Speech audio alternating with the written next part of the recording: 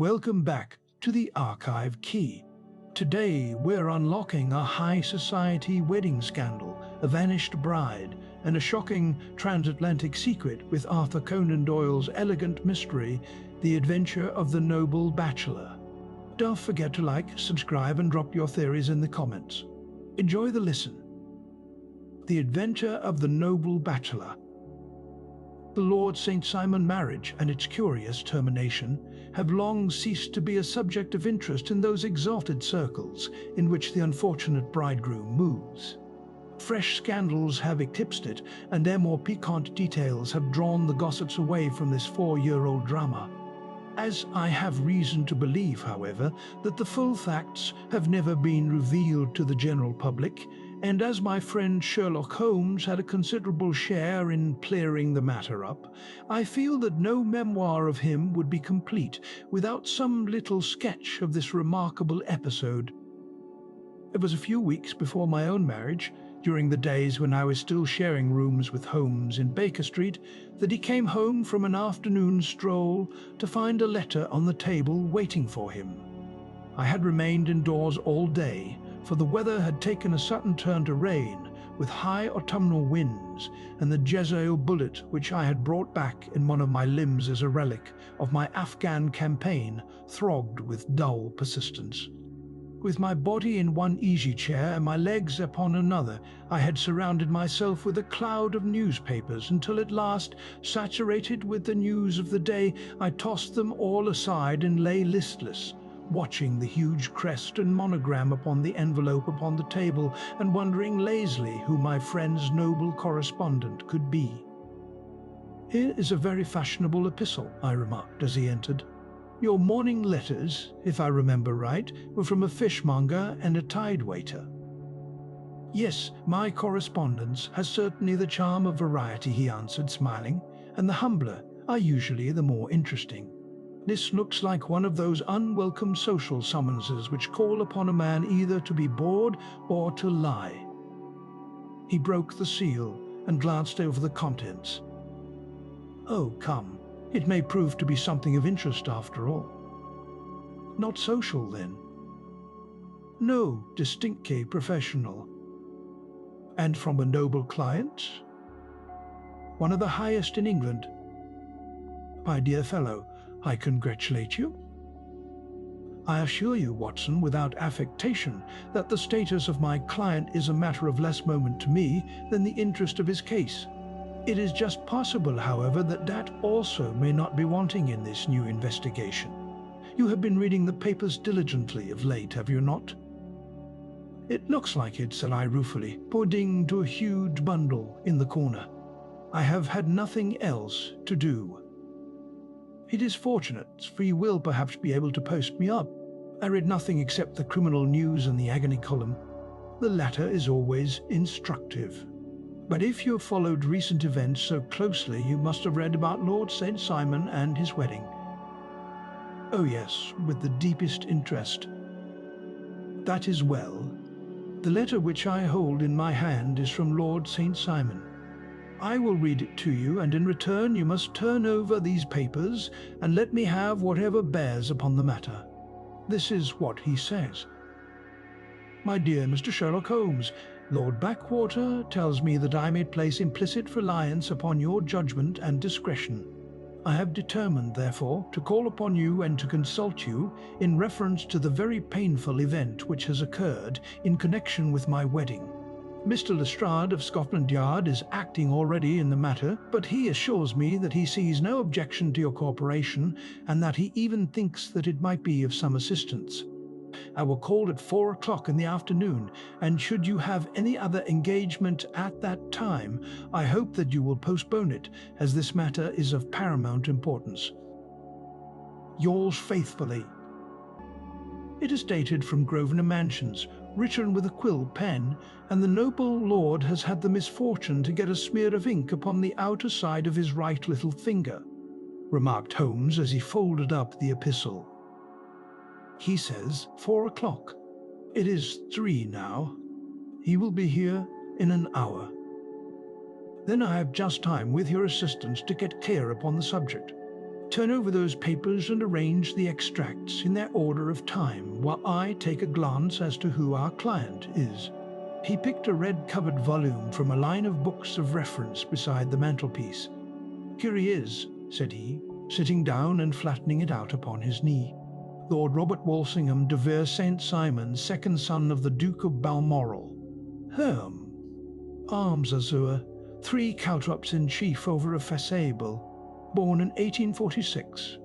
He's 41 years of age, which is mature for marriage. Was Under-Secretary for the Colonies in a late administration. The Duke, his father, was a one-time Secretary for Foreign Affairs.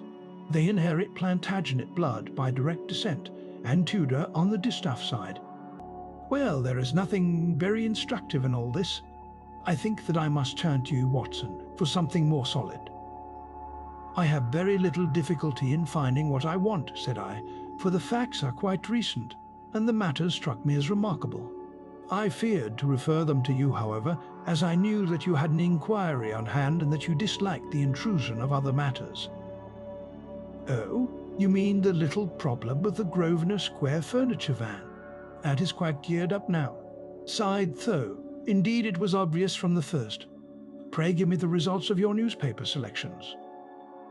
Here is the first notice which I can find. It is in the personal column of the Morning Post and dates, as you see, some weeks back.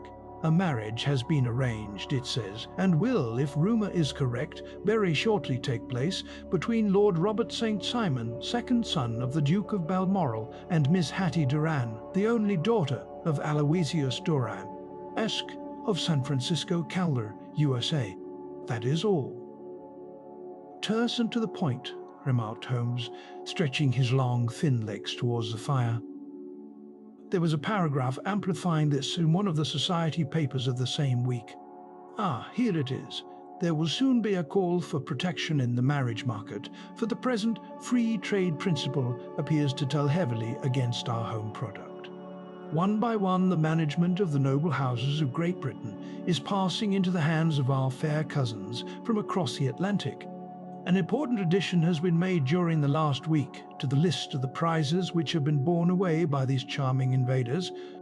Lord St. Simon, who has shown himself for over 20 years proof against the little god's arrows, has now definitely announced his approaching marriage with Miss Hattie Doran, the fascinating daughter of a California millionaire. Miss Doran, whose graceful figure and striking face attracted much attention at the Westbury House festivities, is an only child, and it is currently reported that her dowry will run to considerably over the 6 figures, with expectancies for the future.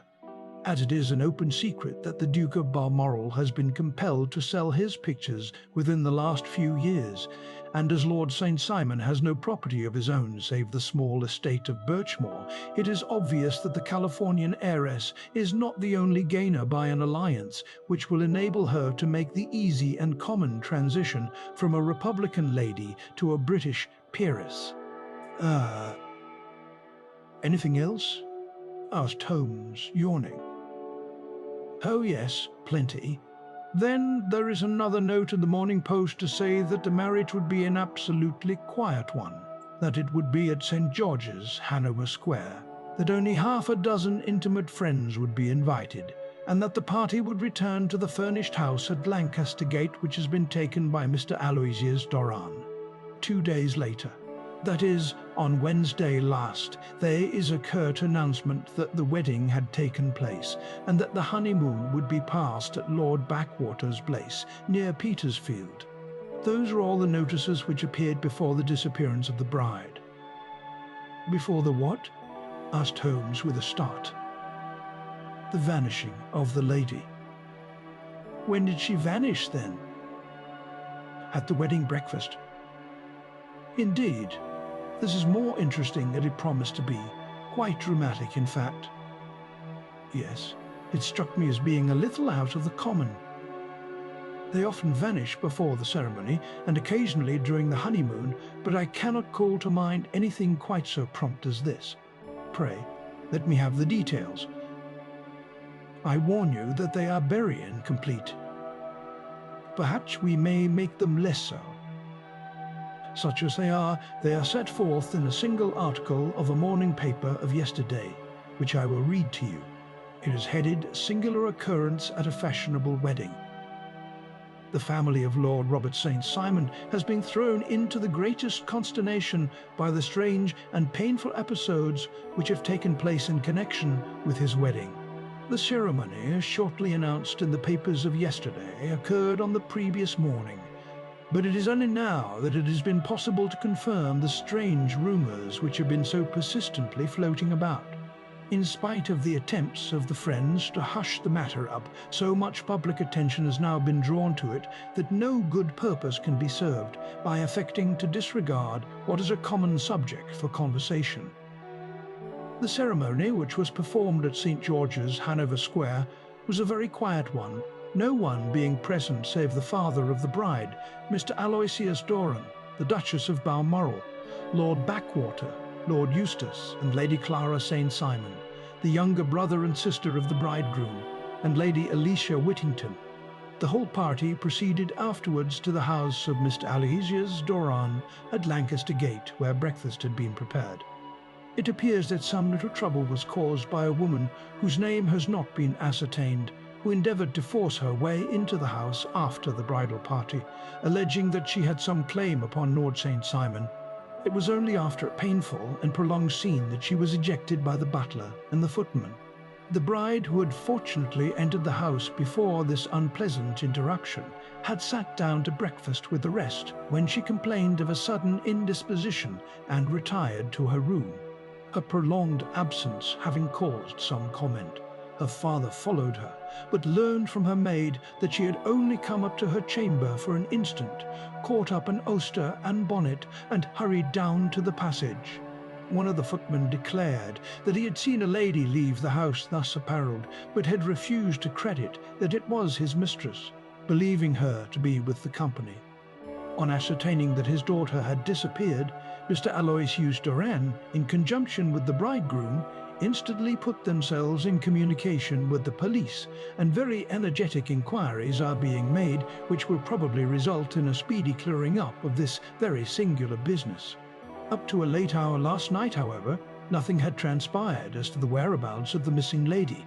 There are rumours of foul play in the matter, and it is said that the police have caused the arrest of the woman who had caused the original disturbance, in the belief that, from jealousy or some other motive, she may have been concerned in the strange disappearance of the bride. And is that all? Only one little item in another of the morning papers, but it is a suggestive one.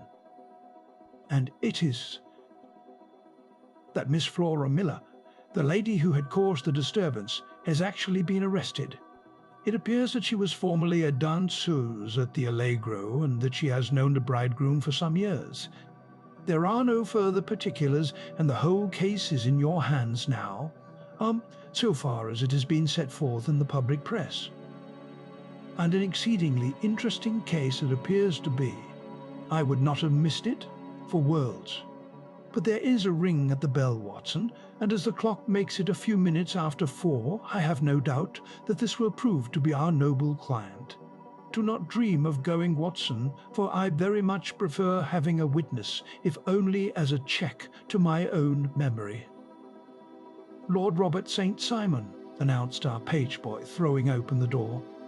A gentleman entered, with a pleasant, cultured face, high-nosed and pale, with something perhaps of petulance about the mouth, and with the steady, well-opened eye of a man whose pleasant lot it had ever been to command and to be obeyed. His manner was brisk, and yet his general appearance gave an undue impression of age, for he had a slight forward stoop and a little bend of the knees as he walked. His hair, too, as he swept off his very curly-brimmed hat, was grizzled round the edges and thin upon the top.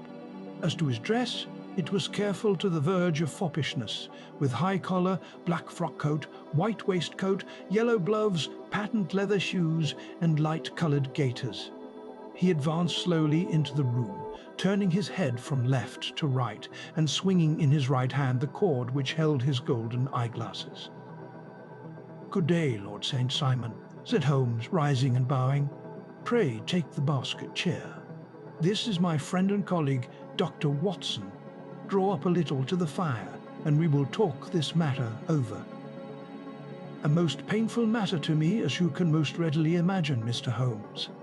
I have been cut to the quick. I understand that you have already managed several delicate cases of this sort, sir, though I presume that they were hardly from the same class of society. No, I am descending. I beg pardon. My last client of the sort was a king. Oh, really? I had no idea. And which king? The king of Scandinavia. What? Had he lost his wife? You can understand, said Holmes suavely, that I extend to the affairs of my other clients the same secrecy which I promised to you in yours. Of course. Very right. Very right. Unsure, I beg pardon. As to my own case, I am ready to give you any information which may assist you in forming an opinion. Thank you. I have already learned all that is in the public prints, nothing more. I presume that I may take it as correct. This article, for example, as to the disappearance of the bride. Lord St. Simon glanced over it. Yes, it is correct, as far as it goes. But it needs a great deal of supplementing before anyone could offer an opinion. I think that I may arrive at my facts most directly by questioning you. Pray do so. When did you first meet Miss Hattie Duran? In San Francisco, a year ago. You were traveling in the States? Yes. Did you become engaged then? No. But you were on a friendly footing.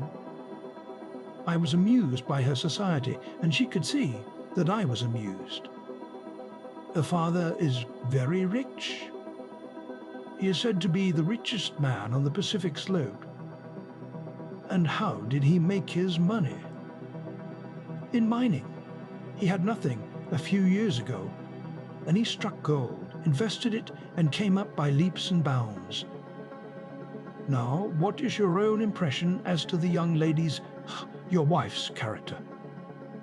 The nobleman swung his glasses a little faster and stared down into the fire.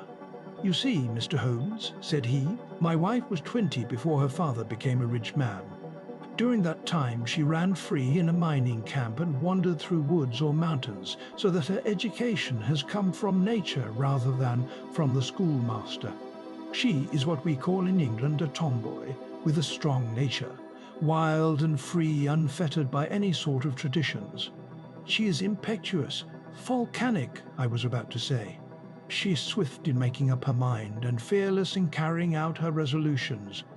On the other hand, I would not have given her the name which I have the honour to bear. And Yoke, he gave a little stately cough, and Yoke, had I not thought her to be at bottom a noble woman. I believe that she is capable of heroic self-sacrifice, and that anything dishonourable would be repugnant to her. Have you her photograph? I brought this with me. He opened a locket and showed us the full face of a very lovely woman. It was not a photograph, but an ivory miniature, and the artist had brought out the full effect of the lustrous black hair, the large dark eyes, and the exquisite mouth. Holmes gazed long and earnestly at it. Then he closed the locket and handed it back to Lord St. Simon. The young lady came to London then, and you renewed your acquaintance? Yes, her father brought her over for this last London season. I met her several times, became engaged to her, and have now married her. She brought, I understand, a considerable dowry. A fair dowry, not more than is usual in my family. And this, of course, remains to you, since the marriage is a fait accompli. I really have made no inquiries on the subject. Very naturally not. Did you see Miss Duran on the day before the wedding? Yes. Was she in good spirits? Never better. She kept talking of what we should do in our future lives. Indeed, that is very interesting. And on the morning of the wedding, she was as bright as possible, at least until after the ceremony. And did you observe any change in her then? Well, to tell the truth, I saw then the first signs that I had ever seen that her temper was just a little sharp. The incident, however, was too trivial to relate and can have no possible bearing upon the case. Pray, let us have it for all that. Oh, it is childish. She dropped her bouquet as we went towards the vestry. She was passing the front pew at the time, and it fell over into the pew. There was a moment's delay, but the gentleman in the pew handed it up to her again, and it did not appear to be the worse for the fall. Yet when I spoke to her of the matter, she answered me abruptly, and in the carriage on our way home she seemed absurdly agitated over this trifling cause. Indeed, you say that there was a gentleman in the pew. Some of the general public were present then? Oh yes. It is impossible to exclude them when the church is open. This gentleman was not one of your wife's friends? No, no, I call him a gentleman by courtesy, but he was quite a common-looking person. I hardly noticed his appearance. But really I think that we are wandering rather far from the point. Lady St. Simon, then, returned from the wedding in a less cheerful frame of mind than she had gone to it.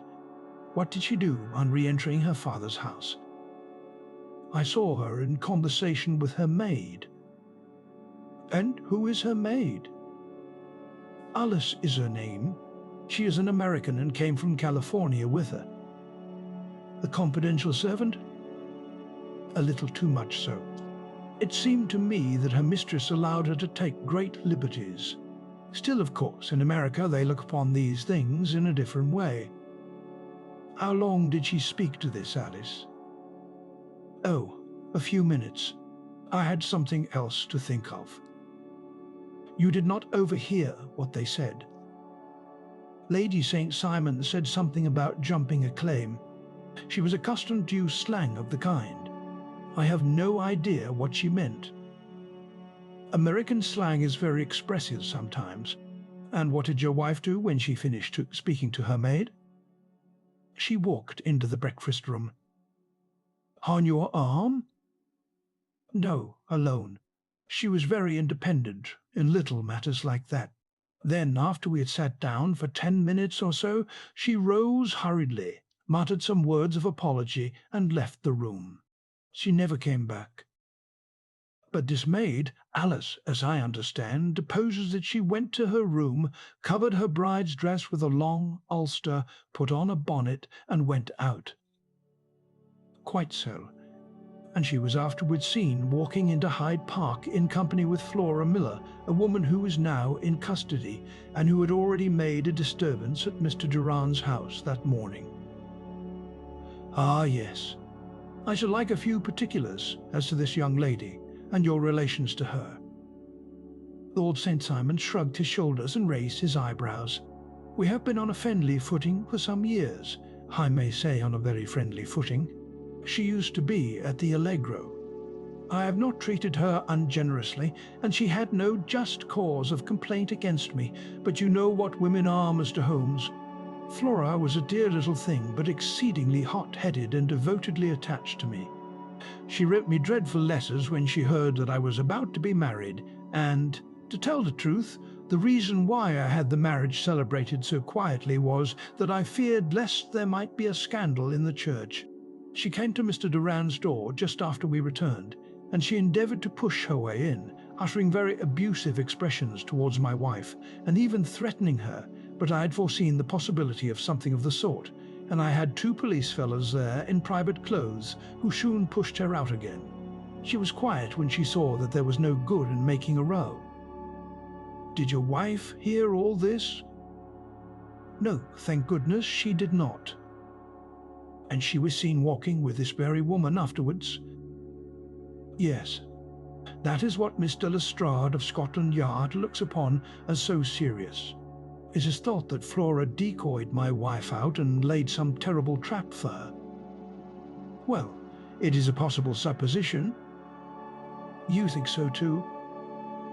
I did not say a probable one, but you do not yourself look upon this as likely. I do not think Flora would hurt her fly. Still, jealousy is a strange transformer of characters. Pray, what is your own theory as to what took place? Well, really, I came to seek a theory, not to propound one. I have given you all the facts.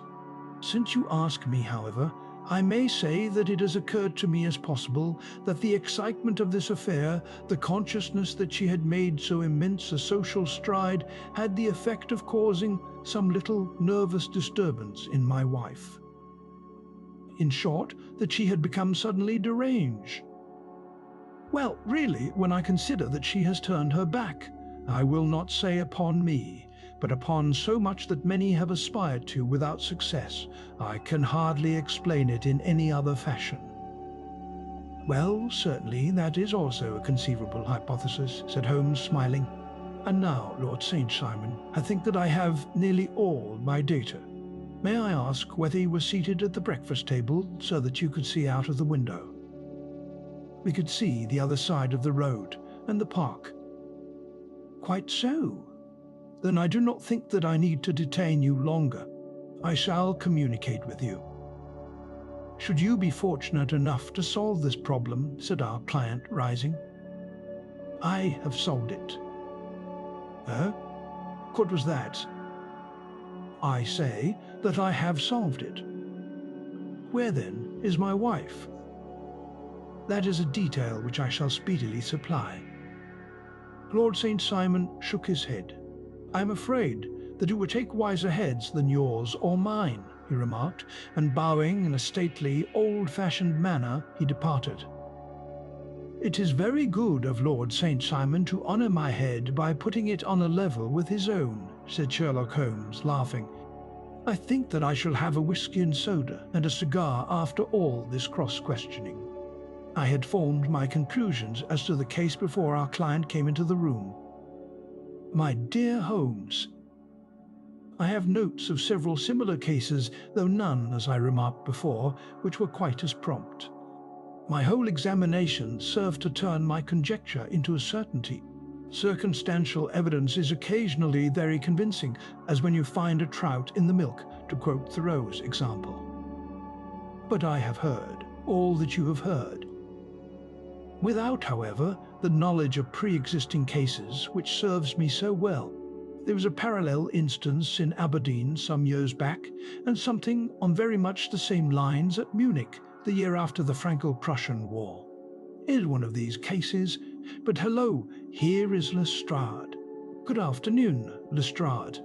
You will find an extra tumbler upon the sideboard, and there are cigars in the box. The official detective was attired in a pea jacket and cravat, which gave him a decidedly nautical appearance, and he carried a black canvas bag in his hand. With a short greeting, he seated himself and lit the cigar which had been offered to him. "What's up, then?" asked Holmes with a twinkle in his eye. "You look dissatisfied." "And I feel dissatisfied. It is this infernal St. Simon marriage case. I can make neither head nor tail of the business." "Really? You surprise me. Who ever heard of such a mixed affair? Every clue seems to slip through my fingers. I have been at work upon it all day." "And very wet it seems to have made you," said Holmes, laying his hand upon the arm of the pea jacket. "Yes, I have been dragging the serpentine." "In heaven's name, what for?" "In search of the body of Lady St. Simon."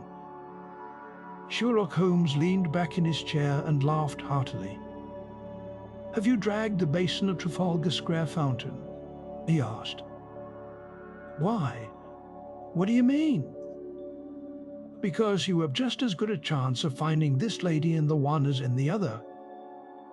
Lestrade shot an angry glance at my companion. "I suppose you know all about it," he snarled. "Well, I have only just heard the facts, but my mind is made up." "Oh, indeed? Then you think that the serpentine plays no part in the matter?" "I think it very unlikely." "Then perhaps you will kindly explain how it is that we found this in it." He opened his bag as he spoke and tumbled onto the floor, a wedding dress of watered silk, a pair of white satin shoes and a bride's wreath and veil, all discoloured and soaked in water. "There," said he, putting a new wedding ring upon the top of the pile. "There is a little nut for you to crack, Master Holmes." "Oh, indeed," said my friend, blowing blue rings into the air. "You dragged them from the Serpentine?" "No. They were found floating near the margin by a park-keeper. They have been identified as her clothes, and it seemed to me that if the clothes were there, the body would not be far off. By the same brilliant reasoning, every man's body is to be found in the neighbourhood of his wardrobe. And pray, what did you hope to arrive at through this?" "At some evidence implicating Flora Miller in the disappearance." "I'm afraid that you will find it difficult." "Are you indeed now?" cried Lestrade with some bitterness. "I am afraid, Holmes, that you are not very practical with your deductions and your inferences. You have made 2 blunders in as many minutes. This dress does implicate Miss Flora Miller." "And how?" "And in the dress is a pocket. In the pocket is a card case. In the card case is a note. And here is the very note." He slapped it down upon the table in front of him. "Listen to this. You will see me when all is ready. Come at once." Now my theory all along has been that Lady St. Simon was decoyed away by Flora Miller, and that she, with confederates no doubt, was responsible for her disappearance. Here, signed with her initials, is the very note which was no doubt quietly slipped into her hand at the door, and which lured her within their reach. "Very good, Lestrade," said Holmes, laughing. "You really are very fine indeed. Let me see it." He took up the paper in a listless way, but his attention instantly became riveted, and he gave a little cry of satisfaction. "This is indeed important," said he. "You find it so?" "Extremely so. I congratulate you warmly." Lestrade rose in his triumph and bent his head to look. "Why," he shrieked, "you're looking at the wrong side." "On the contrary, this is the right side." "The right side? You're mad. Here is a note written in pencil over here. And over here is what appears to be the fragment of a hotel bill, which interests me deeply. There's nothing in it. I looked at it before. I see nothing in that." "Very likely not. It is most important all the same. As to the note, it is important also, or at least the initials are, so I congratulate you again." "I've wasted time enough," said Lestrade, rising. "I believe in hard work and not in sitting by the fire spinning fine theories. Good day, Mr. Holmes, and we shall see which gets to the bottom of the matter first." He gathered up the garments, thrust them into the bag, and made for the door. "Just one hint to you, Lestrade," drawled Holmes before his rival vanished. "I will tell you the true solution of the matter. Lady St. Simon is a myth. There is not, and there never has been, any such person." Lestrade looked sadly at my companion. Then he turned to me, tapped his forehead 3 times, shook his head solemnly, and hurried away. He had hardly shut the door behind him when Holmes rose to put on his overcoat. "There is something in what the fellow says about outdoor work," he remarked. "So I think, Watson, that I must leave you to your papers for a little." It was after 5 o'clock when Sherlock Holmes left me, but I had no time to be lonely, for within an hour there arrived a confectioner's man with a very large flat box. This he unpacked with the help of a youth whom he had brought with him, and presently, to my very great astonishment, a quite Epicurean little cold supper began to be laid out upon our humble lodging-house mahogany.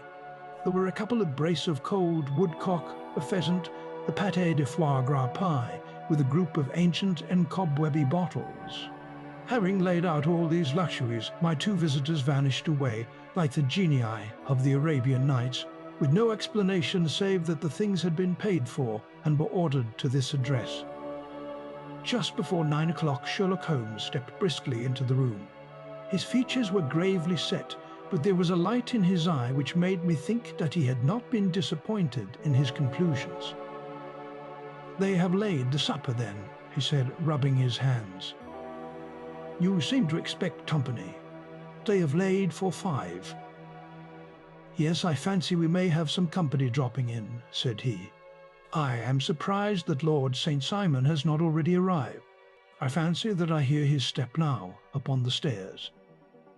It was indeed our visitor of the afternoon who came bustling in, dangling his glasses more vigorously than ever, and with a very perturbed expression upon his aristocratic features.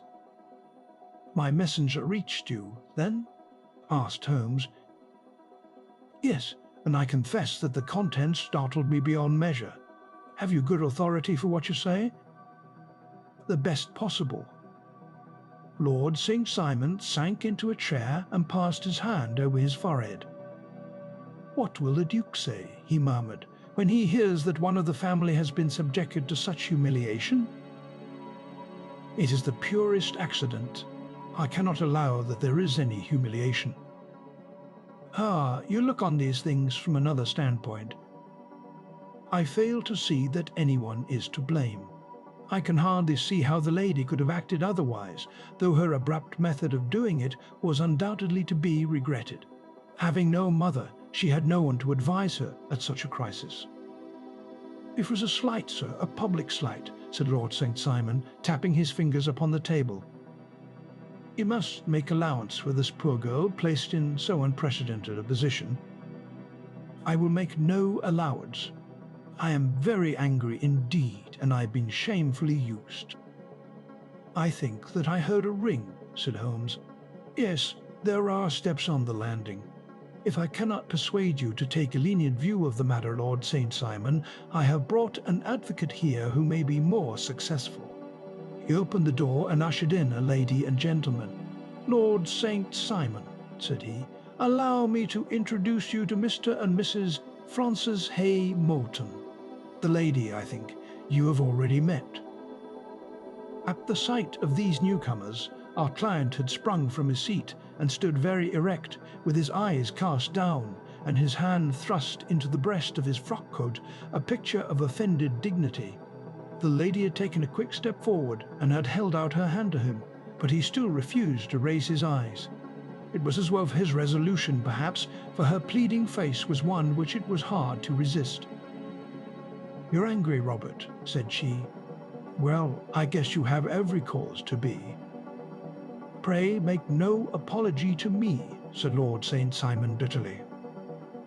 "Oh yes, I know that I have treated you real bad and that I should have spoken to you before I went, but I was kind of rattled, and from the time when I saw Frank here again, I just didn't know what I was doing or saying. I only wonder I didn't fall down and do a faint right there before the altar." "Perhaps, Mrs. Moulton, you would like my friend and me to leave the room while you explain this matter." "If I may give an opinion," remarked the strange gentleman, "we've had just a little too much secrecy over this business already. For my part, I should like all Europe and America to hear the rights of it." He was a small, wiry, sunburnt man, clean-shaven, with a sharp face and alert manner. "Then I'll tell our story right away," said the lady. "Frank here and I met in '84 in Macquare's camp near the Lockies, where Pa was wetting a claim. We were engaged to each other, Frank and I, but then one day Father struck a rich pocket and made a pile, while poor Frank here had a claim that petered out and came to nothing. The richer Pa grew, the poorer was Frank, so at last Pa wouldn't hear of our engagement lasting any longer, and he took me away to Frisco. Frank wouldn't throw up his hand, though, so he followed me there, and he saw me without Pa knowing anything about it. It would only have made him mad to know, so we just fixed it all up for ourselves. Frank said that he would go and make his pile, too, and never come back to claim me until he had as much as Pa. So then I promised to wait for him to the end of time and pledged myself not to marry anyone else while he lived. 'Why shouldn't we be married right away then?' said he, 'and then I will feel sure of you, and I won't claim to be your husband until I come back.' Well, we talked it over, and he had fixed it all up so nicely, with the clergyman all ready and waiting, that we just did it right there. And then Frank went off to seek his fortune, and I went back to Pa. The next I heard of Frank was that he was in Montana, and then he went prospecting in Arizona, and then I heard of him from New Mexico. After that came a long newspaper story about how a miners' camp had been attacked by Apache Indians, and there was my Frank's name among the killed. I fainted dead away, and I was very sick for months after. Pa thought I had a decline and took me to half the doctors in Frisco. Not a word of news came for a year and more, so that I never doubted that Frank was really dead. Then Lord St. Simon came to Frisco, and we came to London, and a marriage was arranged, and Pa was very pleased. But I felt all the time that no man on this earth would ever take the place in my heart that had been given to my poor Frank. Still, if I had married Lord St. Simon, of course I'd have done my duty by him. We can't command our love, but we can our actions. I went to the altar with him with the intention to make him just as good a wife as it was in me to be. But you may imagine what I felt when, just as I came to the altar rails, I glanced back and saw Frank standing and looking at me out of the first pew. I thought it was his ghost at first, but when I looked again, there he was still, with a kind of question in his eyes, as if to ask me whether I were glad or sorry to see him. I wonder I didn't drop. I know that everything was turning round, and the words of the clergyman were just like the buzz of a bee in my ear. I didn't know what to do. Should I stop the service and make a scene in the church? I glanced at him again, and he seemed to know what I was thinking, for he raised his finger to his lips to tell me to be still. Then I saw him scrawl on a piece of paper, and I knew that he was writing me a note. As I passed his pew on the way out, I dropped my bouquet over to him, and he slipped the note into my hand when he returned me the flowers. It was only a line asking me to join him when he made the sign to me to do so. Of course, I never doubted for a moment that my first duty was now to him, and I determined to do just whatever he might direct.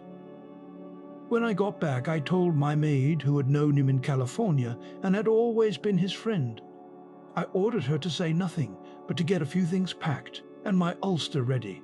I know I ought to have spoken to Lord St. Simon, but it was dreadful hard before his mother and all those great people. I just made up my mind to run away and explain afterwards. I hadn't been at the table 10 minutes before I saw Frank out of the window at the other side of the road. He beckoned to me and then began walking into the park. I slipped out, put on my things, and followed him. Some woman came talking something or other about Lord St. Simon to me. Seemed to me, from the little I heard, as if he had a little secret of his own before marriage, also. Managed to get away from her and soon overtook Frank. We got into a cab together, and away we drove to some lodgings he had taken in Gordon Square, and that was my true wedding after all those years of waiting. Frank had been a prisoner among the Apaches, had escaped, came on to Frisco, found that I had given him up for dead, and had gone to England, followed me there, and had come upon me at last on the very morning of my second wedding. I saw it in a paper, explained the American. It gave the name and the church, but not where the lady lived. Then we had a talk as to what we should do, and Frank was all for openness. But I was so ashamed of it all that I felt as if I should like to vanish away and never see any of them again.